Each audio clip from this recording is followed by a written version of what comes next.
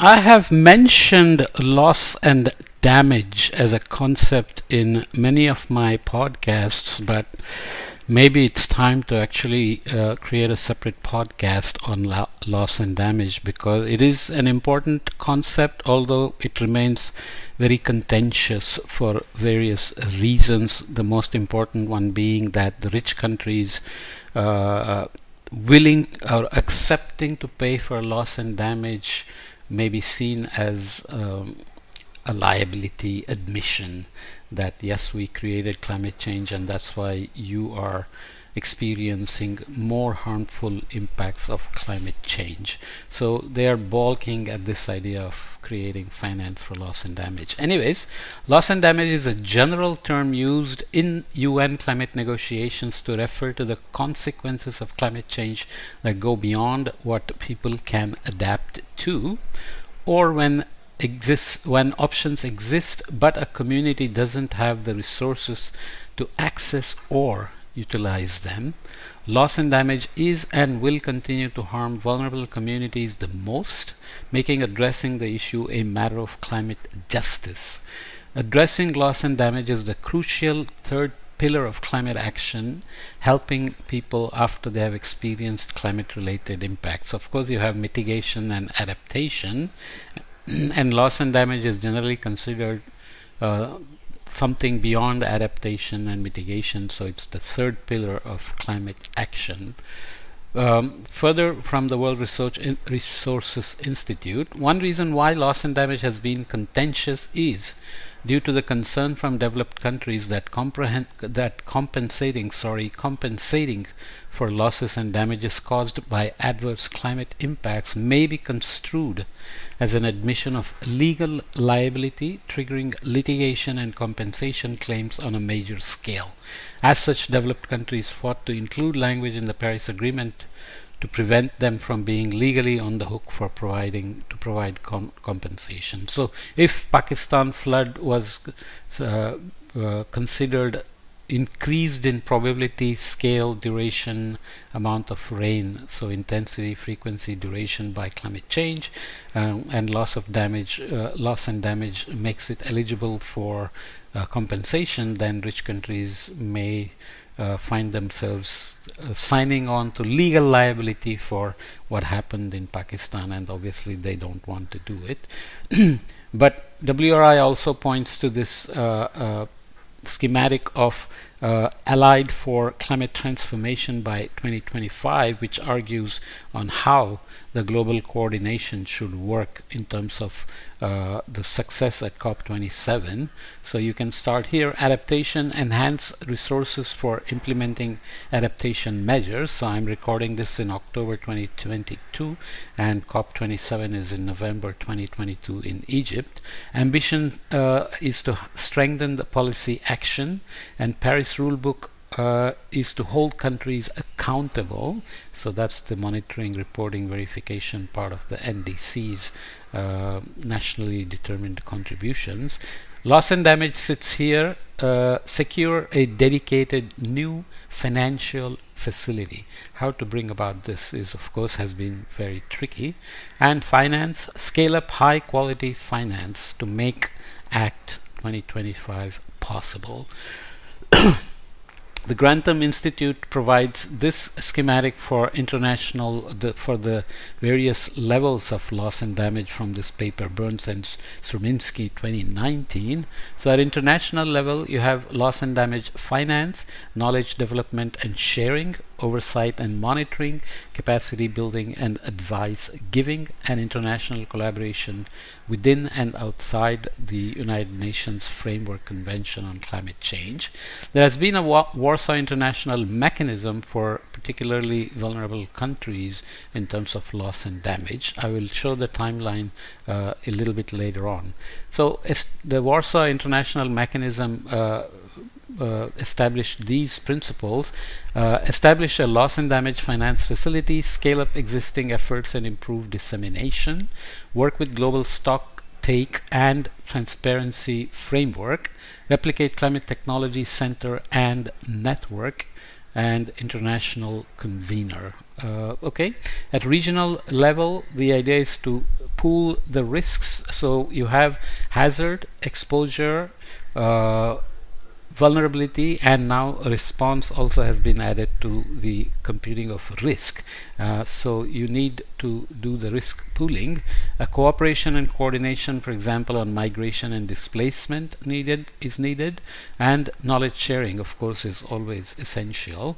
That should lead to national level. So let's say you're in a continental level or a sub-region like the Indian subcontinent with Pakistan, India, Nepal, Bhutan, Bangladesh, and so on. Then to get to national level, you need integration of climate risk and information into policy making, national climate relief funds, risk transfer mechanism. So how do you deal with the risk in terms of taking actions, financial and otherwise, infrastructure, etc. Internal relocation arrangements, mainstream loss and damage across ministries. So you literally have health, agriculture, transportation, energy, and so on. Water, for example. So you have to work across ministries because there are always cascading impacts. Social protection programs and safety nets, and then it should down to local level result in capacity building, disaster preparedness, microfinance to deal with recovery and so on, and participatory governance. So everything has to include the stakeholders. So I'm going to take a little bit of material from Loss and Damage from Climate Change book, which looks at concepts, methods, and policy options by this group here. I think it's a Springer book, but you can look it up with the title. So evolution of the loss and damage discourse under UNFCCC here started in 2007 with the initial technical work. Consideration of means to address loss and damage was launched in COP 16 at 2010. Work program on LND was established. In 2012, role of the Conference of Parties in addressing LND loss and damage was agreed to, and in 2013 Warsaw International Mechanism that we just looked at was accepted and its executive committee established. 2014 quickly followed up with a work plan and organization of the executive committee approval. And in 2015, Paris Agreement was adopted, of course, establishment of a clearinghouse for risk transfer and a task force on displacement mandated. 2016, Warsaw International Mechanism was reviewed. 2017, Fiji Clearinghouse Risk Transfer launched. 2018, Task Force recommendations for integrated approaches to avert, minimize, and address displacement. And in 2019, next review of the Warsaw International Mechanism happened, and of course this paper is a little old, but there have been progresses since as well.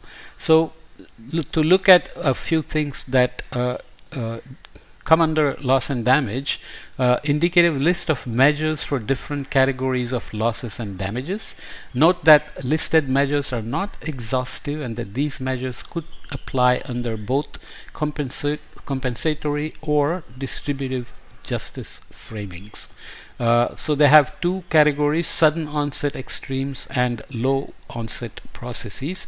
These are insurable loss and damages, so you can insure for flood, crop insurance for drought or extreme rainfall, and so on and so forth. Slow onset processes are where the ecosystem is getting destroyed or rains are shifting, sea level is rising, and so on. So they are non-insurable loss and damage. So replaceable L&D, economic and some non-economic L&D.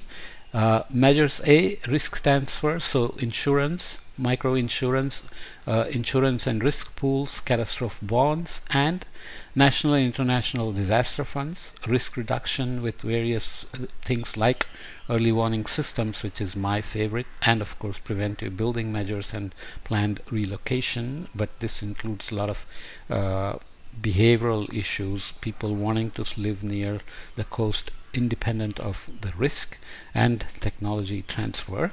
So under sudden onset, you also have non-replaceable L&D, loss and damage, and non-economic L&D. So these measures include recognition of loss accompanied by financial payments or not, active remembrance, example through museum exhibitions, school and curricula. So big disasters can be made into a display to provide people the active remembrance. Counseling, official apologies. Slow onset processes measure C and D include risk reduction, technology transfer, risk transfer via catastrophe bonds, redress, and rehabilitation. And measures D for non-replaceable L&D, these are for replaceable L&D, include alternative livelihood provision. You may get wiped out in terms of your business or your agriculture, desertification, and so on.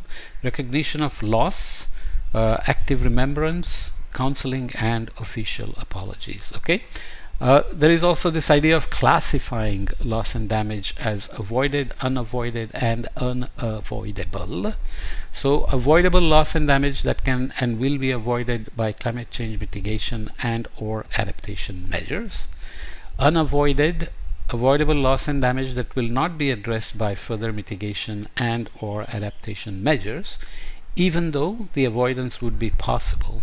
Financial, technical, and political constraints as well as case-specific risk preferences narrow down the adaptation space. For example, if a city like Mumbai gets projection of 1 meter sea level rise and it can only financially afford protection against 50 centimeters or 20 centimeters or whatever, there is unavoided losses that may be related to the loss and damage that comes with any sea level rise beyond what protection was planned for.